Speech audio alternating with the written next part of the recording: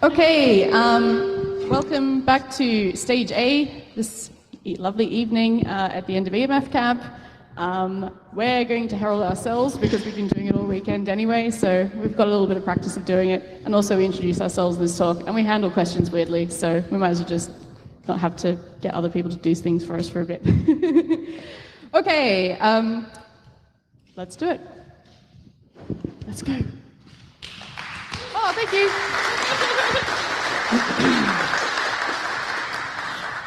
Welcome, fellow humans, walkers, various infected and those in transitional states, emergent machine intelligences, and anyone I haven't mentioned. A quick note to start off with, we are both very good at talking. And we will talk for quite some time. So please use the Slido using code T176 and then come and see us afterward with any questions that you might have if we don't get to your question. So it's time for introductions. Okay, so Dr. Tia Fothergill over here is an archaeological scientist who is currently a research fellow on the Human Brain Project, which is a ginormous European Commission project creating an infrastructure for neuroscience and IT. She works on data ethics and governance and some intersectionality on the side. Dr. Catherine Flick is an applied philosopher with a readership at De Montfort University who researches and teaches on the ethics of emergent technology, exciting stuff like AI, increasing access and representation, and she also contributed to the Association for Computing Machinery Code of Ethics.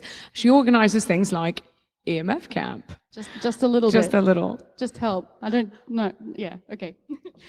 In different ways, both of us look at issues of responsible research and innovation. This may not seem so important right now, but Dun, dun, dun. It will be. Right. So what are we going to do today? Well, we're going to talk about what a zombie is, how they are depicted in video games, plus a quick disclosure about what we won't be talking about, mostly for the sake of time. Then we'll introduce you to some new zombie friends, including philosophical zombies and archaeological zombies. This will be followed by a quick jaunt through medical and scientific ethics with a quick stop-off at the zombie origins of biomedical ethics. We'll talk a little bit at the end about the Human Brain Project and responsible research and innovation. And finally, we'll strategize about how to prevent the zombie apocalypse. So, what are zombies? They serve a really important function in video games, and according to ancient video game lore, were first deployed to make games marketable in regions where it was illegal to depict shooting humans. So I saw a quote that summed it up really tidily. One of the last groups still politically correct to massacre. There's something pleasing about defending humanity from a horde of the undead. So apart from that specific feel-good function, what is a zombie? Why do they capture our imaginations? What unites all, or at least most, of zombie kind? And are they actually scary? So all zombies occupy a special position at an ontological threshold, by definition, a condition of a state of being. In modern or recent historical frameworks, they are both animate and dead, having a sort of personal power or agency without possessing consciousness. And control is generally either misplaced or misaligned, which is very compelling for narratives and is an interesting twist on what Tia will say about the first zombie, the Taino concept of semi or zemi, in a little bit. Zombies are undead. They were once living and now aren't quite that. There were a lot of gray areas and grey matter when it comes to zombies. If there were a formal scientific taxonomic classification and nomenclature for the undead, zombies would be extremely varied, but not terribly complex, a state of being. There are many types of zombies within that state of being concept, and in video games we often see shambling hordes, special zombies that take a lot of damage or wear a hat or ride you off a building, what have you, and sometimes zombies or zombie-like heroes, a few of which are revenants. Now those guys have consciousness, so are they still zombies? Well, they still occupy that threshold between life and death, a state of being, so maybe, we're not really sure. But zombies are excellent allegories for all kinds of things going wrong, bigly. So, are they actually scary? Only in the many and infinite ways in which humanity is. So we're also going to talk about the things that we're not going to talk about, which is very scientific and also philosophical, so a twofer. One elephant in the room, of course, is George Romero. He was a total legend. His work and his creations were incredibly important to the modern idea of what a zombie is. He's the father of the zombie movie, and his zombies have inspired a vast and varied universe of zombies, including many video game zombies. But neither of us is a Romero expert, so we want to really kind of do him justice, so we're not going to talk about his zombies today. The other extremely important thing that we will not be talking about is Haitian Vodou religious practices. We are neither qualified to speak about this, nor do we think it's appropriate or reasonable to attempt to describe the influence of a religion which has historically been misinterpreted and misappropriated in a connection to some investigation of zombie origins of it in a racist way. I think it's time for some graphs. Who likes graphs? Yay! I don't get to work with quantitative data now very much, and I miss my previous life. So I had a look at zombie-related games listed on Steam. At the time, the total number of games in the sample was 19,550. Of these, 497 games are tagged zombie. Within that group, there are some very interesting patterns that tell us a bit about the core essence, or the Platonic ideal, of what it is to be a zombie video game. By comparing the set of all Steam games mentioned before to the set of zombie games, we can get an idea of the representation in games at a large scale. From least represented to overrepresented, you have casual games all the way to action games. So whilst there are casual zombie games, they are far less represented than action zombie games. And of course, are there ever zombie games about surviving? These are hugely overrepresented, like certain politicians. Usually games are about surviving zombies. So there you go. If we look at what other tags co-occur with zombie, these 497 games, so compared to this average game, what ideas align with zombies in the form of tags? On the left side are negative values. Ooh, we went one too far. Yeah. Okay. Okay. Right, left side, negative values. So if it's tagged zombie, it's 5 times less likely to be a sport game. So one of you needs to write me a zombie sport game. Ice hockey, please. This is a niche you can exploit, people. On the other hand, look at the apocalypse, everybody. A zombie game 10.5 times more likely to be post-apocalyptic than the average game. What these two graphs have shown is that zombie games differ from the average Steam game with regard to an overrepresentation of games that involve shooting, action, gore, horror, survival, and also multiplayer or co-op games. So this works really well with other depictions of zombies in media, film, comics, TV series. We are all in this together at the time of the apocalypse, defending humanity, in the words of that IGN reviewer. Plus, as a bonus, zombies give something you can shoot without consequence. Finally, in terms of getting to grips with the overall zombie picture, I looked at 148 zombie video games dating from 1982 to current pre-release.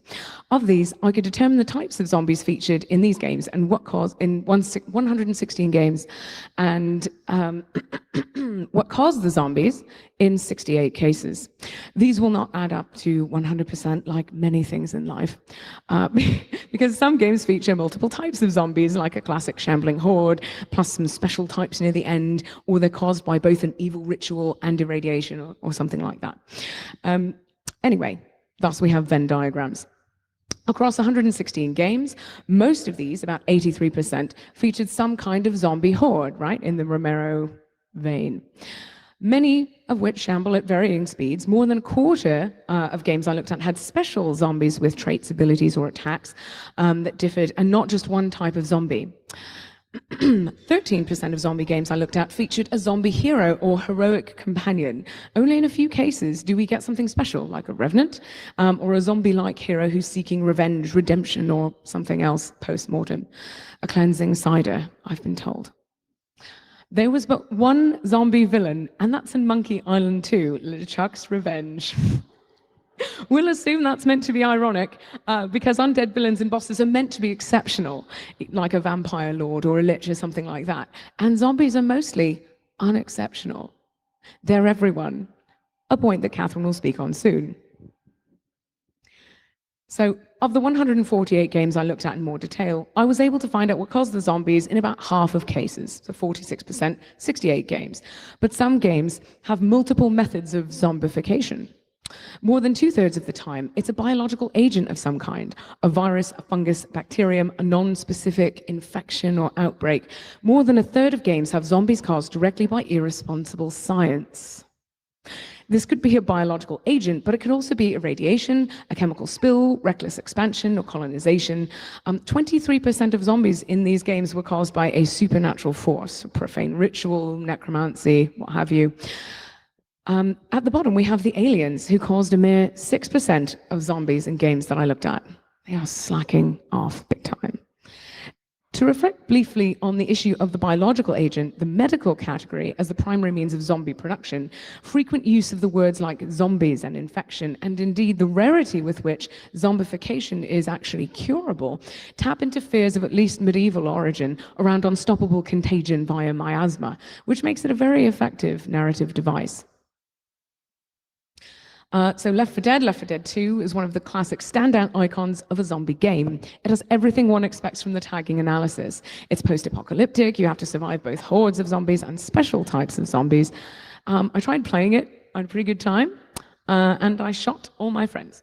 I much prefer to axe them in the back with an axe. Actually, the sword is pretty good as well. But anyway, zombies are humans with their agency removed. I think we need to go to the next one. Thank you. Their agency is removed through death, but they still respond to stimuli and have energy intake requirements. So they can detect sound or heat, and they need to kind of eat brains, usually. They exist primarily to satisfy their physical needs. They often have laws of physics unto their own, so somehow their body parts don't fall apart and their flesh still holds onto their bones enough for them to shamble, at least. But for the most part, they're unrecognizable hordes, but sometimes they are loved ones that go through that changing process and often beg for death before they fully change over. The fact that you could become a zombie through some sort of process makes this idea kind of personal and shows this othering process from loved one to zombie. So a philosophical zombie is basically a human without consciousness. It behaves like a human, it has human-like experiences, so it can process experiences such as sight and smell. It can have memories and it can process thoughts. However, it cannot consciously experience what it is like to smell coffee beans roasting. It can process the smell and identify it as being coffee, but it can't experience it consciously. This basically illustrates the problem of what it is to be human, what it is to be conscious, and how can we know if other minds are conscious or not? Are you conscious, Tia? And a VMF camp, maybe not. No. This basically is, so yes, we can only know that we are conscious because we have our own experiences that we can experience. So we can only know our own consciousness through our own experiences. This basically is used as a counter-argument against philosophical positions such as physicalism, which states that human nature can be explained through physical characteristics, i.e. neurobiologically, or the nature side of the nature-nurture debate.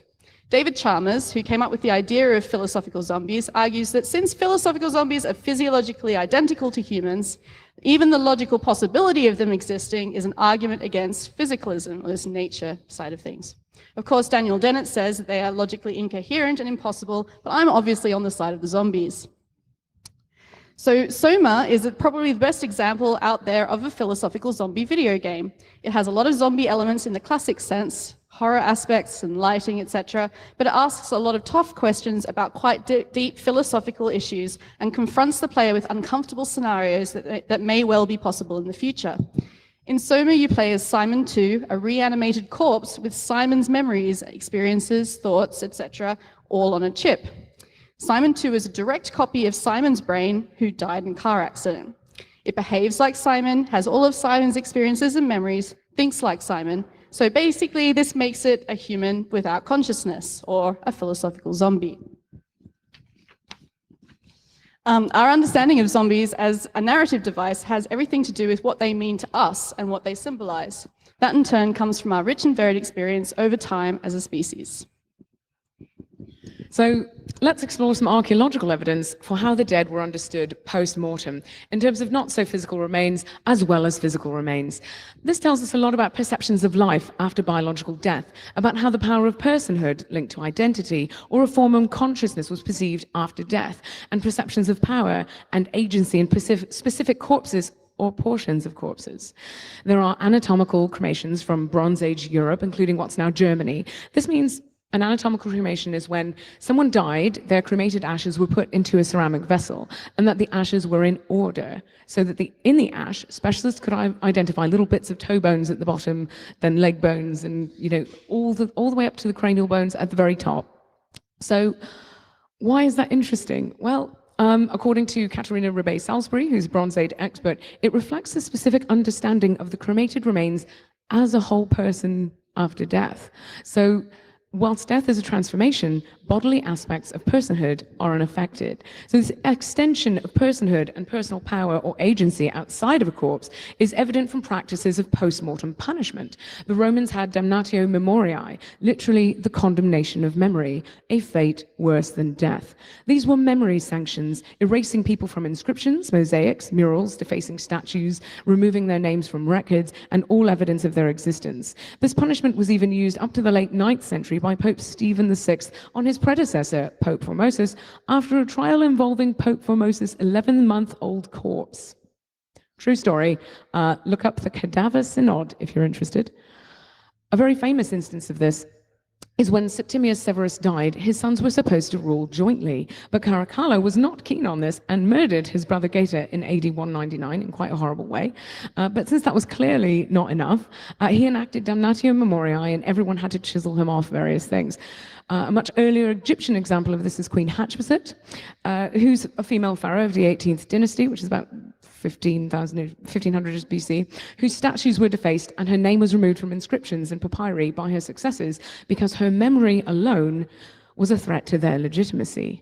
Egyptian views on death, what it consists of, and how it works are an excellent example of how culturally specific these things are. The new areas in Guild Wars 2 Path of Fire are superficially influenced by the archaeology of Egypt and other parts of Africa.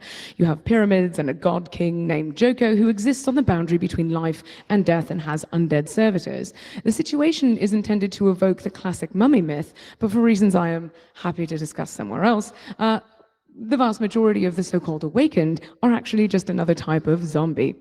It's interesting to note that these archaeologically inspired zombies both acknowledge the typical zombie tropes that we see in the STEAM data, but also turn some ideas on their head. So for example, oh, sorry, my voice is going after all these days. We're both very tired. We're both very tired and have no voices. You arrive to find everything literally on fire, with the apocalypse totally happening all around you, thanks to the supernatural hissy fits of the edgelord and all-around massive jerk god Balthazar, who is, and there's a couple of typical zombie bingo squares you can check off right there, and points for current political relevance. The local people have been forced to flee to refugee camps. They're both preserving a sense of normalcy, so queuing for donated supplies, and also sometimes being radicalized by followers of Balthazar to become fiery apocalyptic servitors to his will. But some folks in the Crystal Desert area worship the god king Joko, and to them it is the highest honor to be raised after death to become an awakened, and often, but not always, mindless undead servant of Joko. Relatives pray and argue fervently for their beloved, recently deceased family members to become awakened. So, I do hope this loads. From a responsible research and innovation perspective, what happens next is very interesting. One of your main story tasks involves rounding up some of these brand new zombies and using them to invade one of Balthazar's strongholds. So in effect, using something conventionally viewed as morally wrong for good. Now, it may or may not be the time to mention that ArenaNet have recently earned themselves a slightly different mark in the moral judgment book, but nonetheless, deploying zombies against the apocalypse, super. We love it. Yep. But what about the first zombie? Where did these concepts and tropes come from, Tia? I am so glad you asked.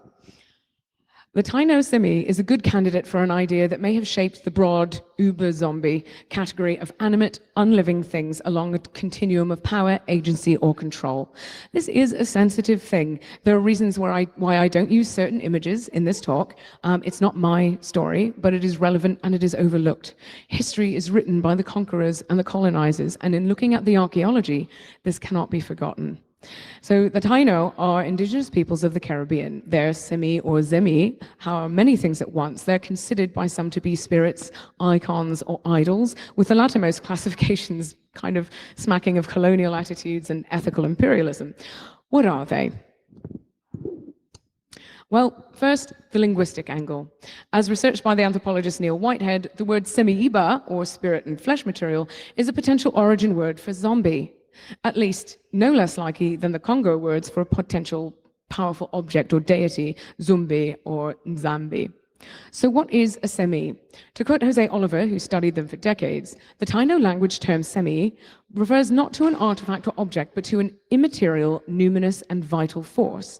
Under particular conditions, beings, things, and other phenomena in nature can be imbued with semi. Semi, therefore, is a condition of being, not a thing. It is a numinous power, a driving or vital force that compels action. It is the power to cause, to affect, and also denotes a condition or a state of being. So again, state of being as a central feature. I'll tell you about two examples classed as semi. In 1498, a Spanish friar named Ramon Pane was dropped off on one of the many islands of the Caribbean to make observations on the local cultures in order to facilitate conquest. In one of his writings on the Tainos of the West Indies, he describes observing a practice wherein a recently dead person was reanimated to answer questions about what killed them. We don't know what Fray Pane was thinking or explicitly trying to accomplish through these writings, though, so grains of salt at the ready. Another example, which is conventionally referred to as a reliquary, is the semi de algodón, or the cotton semi. This ended up in a museum in Turin and survived the way that others did.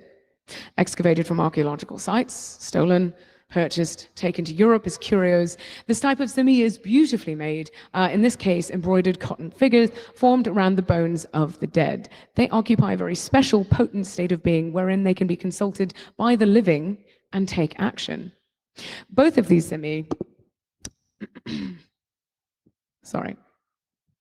both of these semi have power and agency which are not aligned in a conventionally expected manner.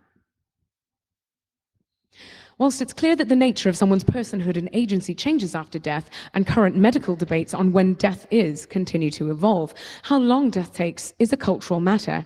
Attitudes on the duration of death vary enormously across human belief systems, with Bronze Age tombs in Sardinia incorporating living and sleeping areas so that the dead could be visited in an up-close and personal way, and practices such as the Malagasy Famadihana, a funerary practice where every 5 to 7 years the dead are lovingly brought out, rewrapped and danced with to live music. Personally, I think it's quite beautiful and touching, but the tradition seems to be on its way out. So we mentioned the issue of zombies and their connection to unexpected power or agency after death. The hand of glory concept is also a manifestation of this. So let's start with the rather mediocre so-called wondrous item from Dungeons & Dragons. And if you played D&D with me last night, thanks for coming. According to the Dungeon Master's Guide, the hand of glory is as follows. This mummified human hand hangs by a leather cord around a character's neck, taking up space as a magic necklace would. If a magic ring is placed on one of the fingers of the hand, the wearer benefits from the ring as if wearing it herself, and it does not count against her 2-ring limit. The hand can wear only 1 ring at a time. Even without a ring, the hand itself allows its wearer to use daylight and see invisibility each once per day. Oh boy, another ring slot, daylight and see invisibility? Not so great. Anyway, the real hand of glory is so much cooler. There are actually hands of glory, and because they were known, they're across northern and western Europe, they're super creepy and steeped in folklore. The example here is from the last known hand to survive. It was donated to the Whitby Museum in 1935 because that seems like the most appropriate place for it to be. Go to the goth festivals. Yep. Anyway, there are many stories about the hands of glory, but a few common elements. 1, the hand is always a right hand, often taken from a newly dead criminal. 2, the hand is prepared in a special ritual manner described as mummified or preserved. 3, the fatty tissue of the hand is lit. Sometimes the fingers of the hand, sometimes human fat is rendered to make a candle, which the hand then supports to produce a combination of supernatural effects. 4, these include inducing a deep slumber in all those around it, apart from the person who lit it, enhanced detection abilities, so being able to tell when people are awake or finding hidden people, and so on, designed to assist with burglary, theft, and murder. And 5, the flame of the fingers or the candle of the hand of glory can only be extinguished with blood or cow's milk. So back to the D&D Hand of Glory for a sec. Has anyone noticed how it looks pretty much like the proper Hand of Glory? It's a right hand with the fingers disfigured. The effect of daylight makes sense because the hand would shed light, and See Invisible could actually do all those kind of supernatural effects as well.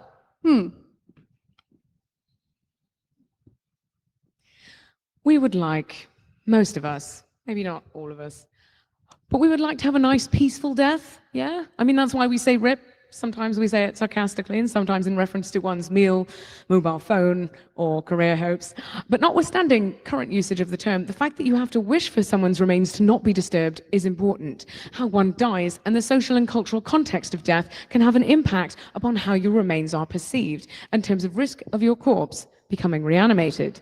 It's fair to say that people have feared death in part because it leaves their bodies, and to some extent identities and legacies, vulnerable to outside control and potential misuse.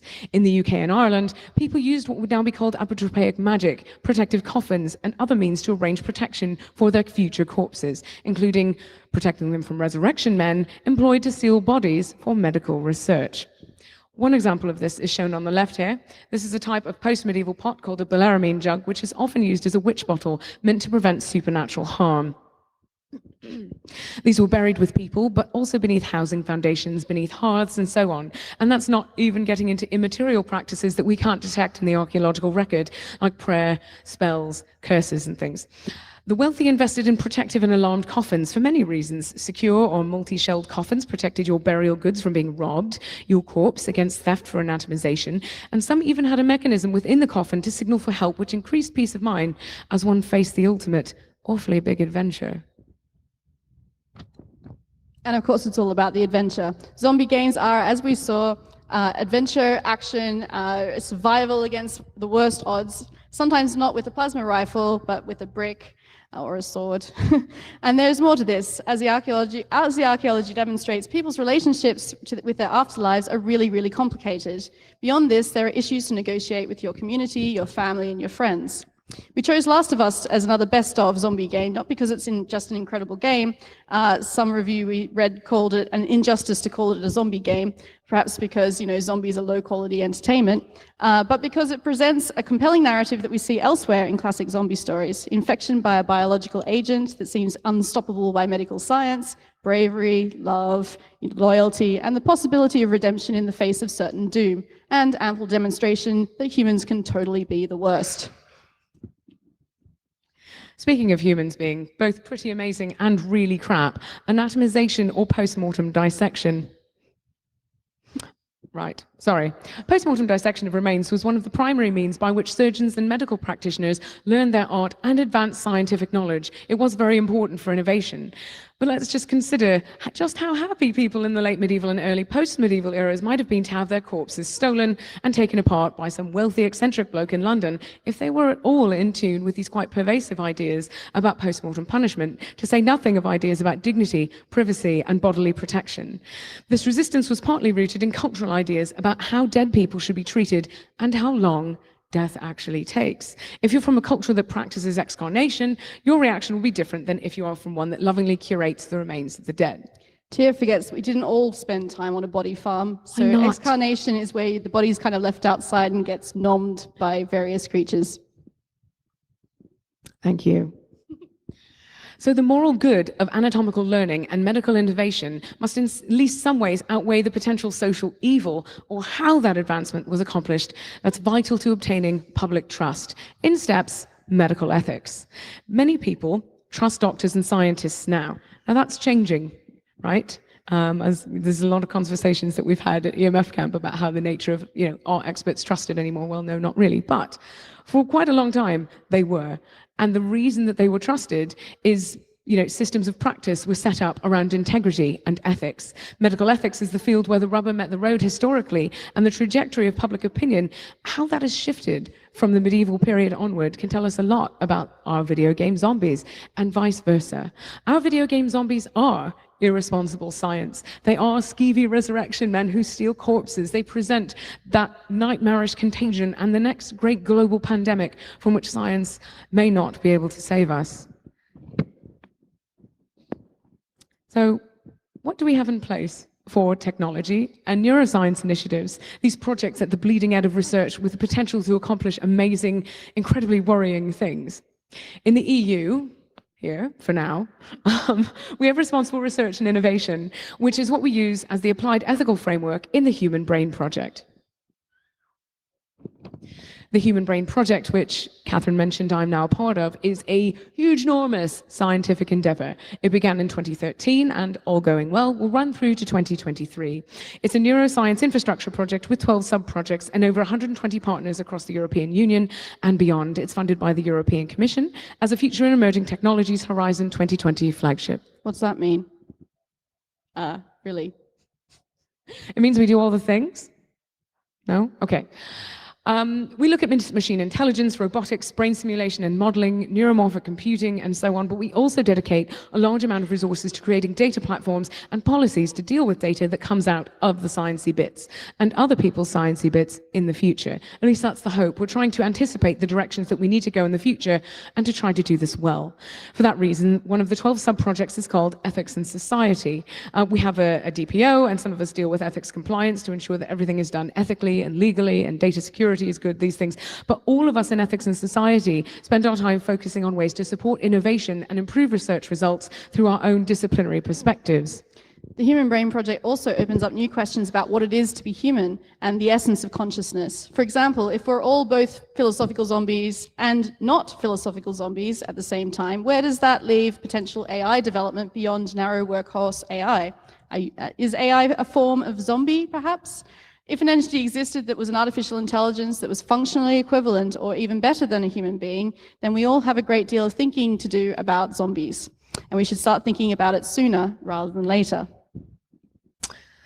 They are super fun to shoot and much harder to hit than our teammates in Left 4 Dead. But depictions of zombies in video games show us just how vitally important that it is that we innovate and do it well.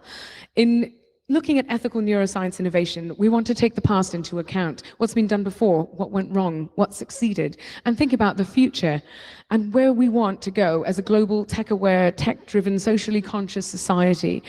All humans on research projects like the HBP or otherwise need to engage, have some conversations, and research responsibly. Thank you very much for sharing our adventure.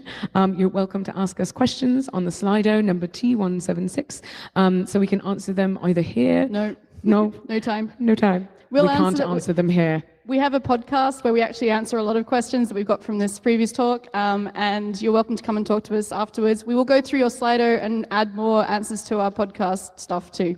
So thank you so much for listening to us.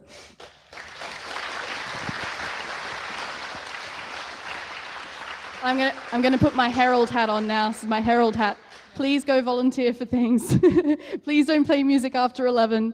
And please enjoy the rest of EMF camp. Please come back in, how long is it until half an hour, and for the closing ceremony, which is a highlight of EMF camp.